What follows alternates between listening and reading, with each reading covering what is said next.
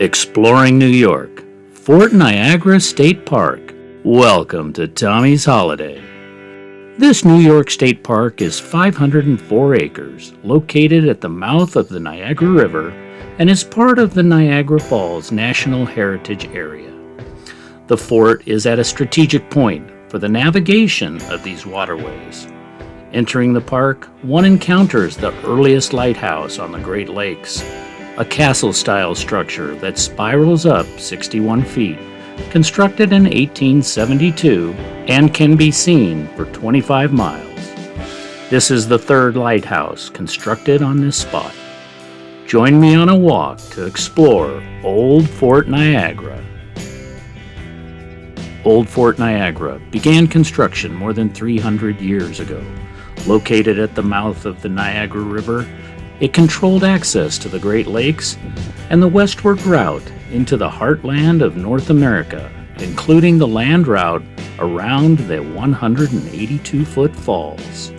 To the Native Americans and early Europeans, these waterways were natural highways through the rugged and heavily forested lands. The site of the fort was originally a hunting and fishing camp. Wooden forts were constructed in 1679 and 1687. Neither lasted more than a year.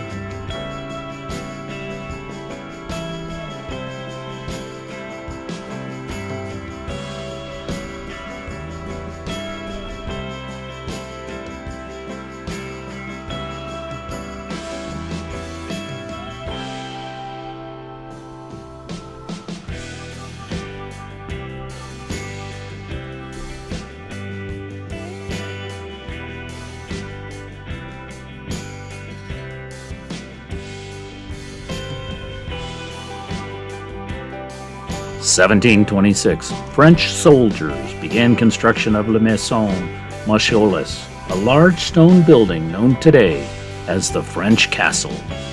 Designed to house 40 soldiers and surrounded by a wooden stockade, the new fort protected French interests in the region and was a venue for trading.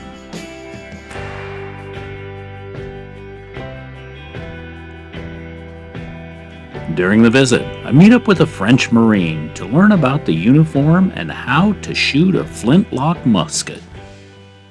Why we are wearing these kinds of uniforms is simply because this is the kind of gun that's on the battlefield. The environment this creates necessitates a bright and distinct uniform so that we only take casualties from one direction. Thank you very much. So, with that, our friends will know we're here. But they won't just know we're here, they'll know what we're doing here as well. This is just the uniform for the French Marines. The French Army doesn't look like this. The French artillery, cavalry, rangers, etc. don't look like this. Essentially, by looking at my uniform, you can tell what type of tactical training I have. You can tell what kind of weapons these people are equipped with. You can tell what kind of officer structure or command structure they're following, so you know who to get them in trouble with or who to tell to move them. You also know where they're supposed to be in the world at any given time based on that. For example, me.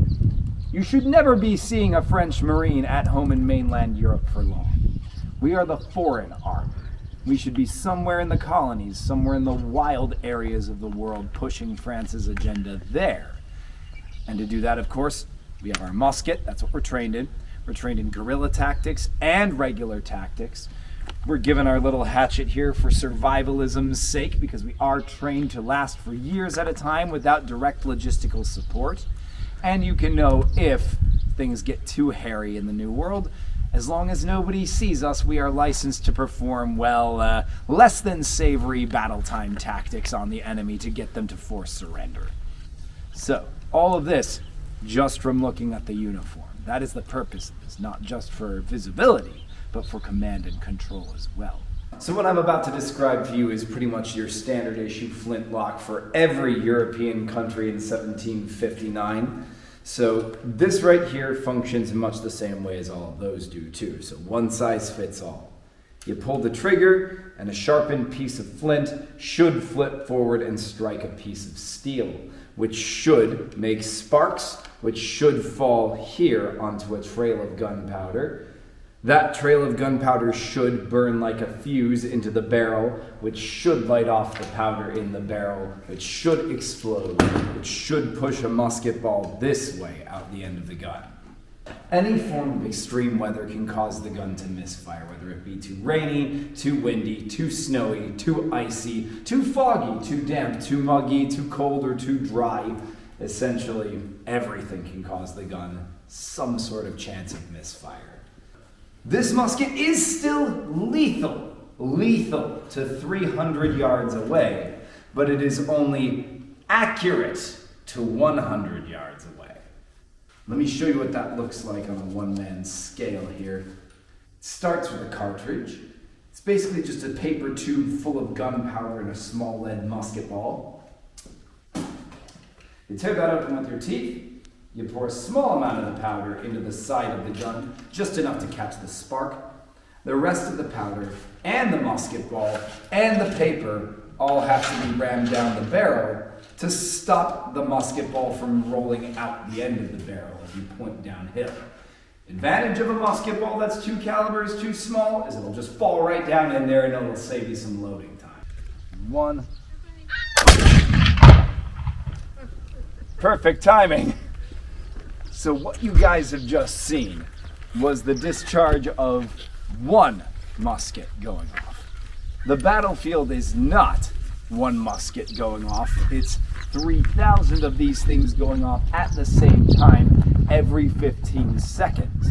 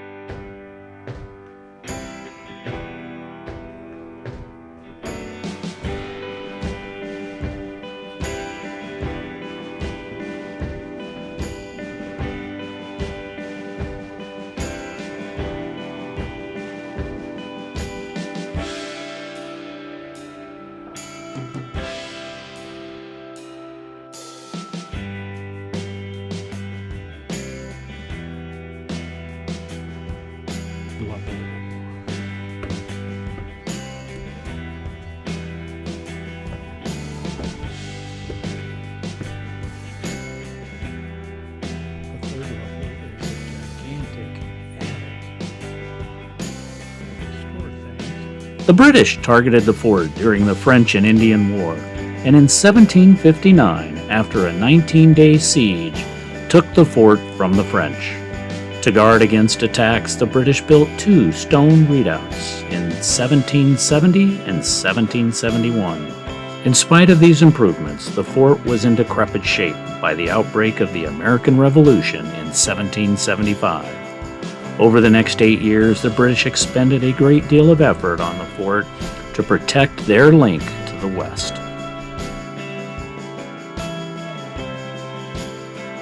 At the conclusion of the American Revolution, Fort Niagara was turned over to the United States. However, unresolved treaty disputes delayed the transfer until 1796. The British moved across the river and the Americans controlled Fort Niagara.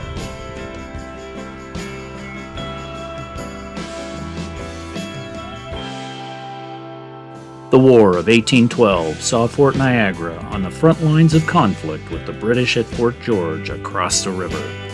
In May 1813, the Americans successfully captured Fort George and burned the fort and nearby town of Newark.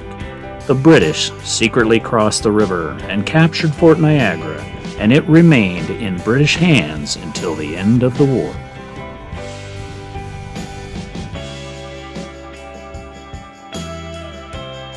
The completion of the Erie and Welland canals rendered the fort obsolete as a strategic position. The Army withdrew, and it wasn't until 1837 that the fort was reoccupied due to a new border crisis and improvements were made. The crisis was over in 1843, and the fort again was only sporadically garrisoned.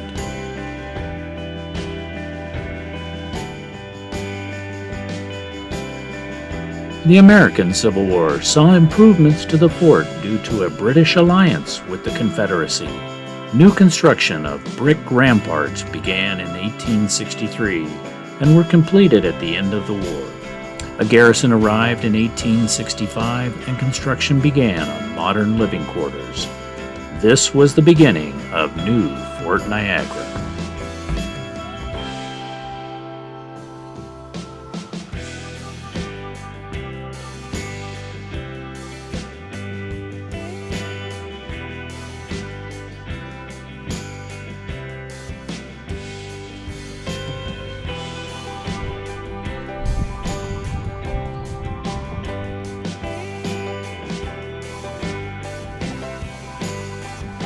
Continuous changes to the new fort allowed the post to survive into the 20th century and was utilized for training purposes and was also a prisoner induction center during World War II.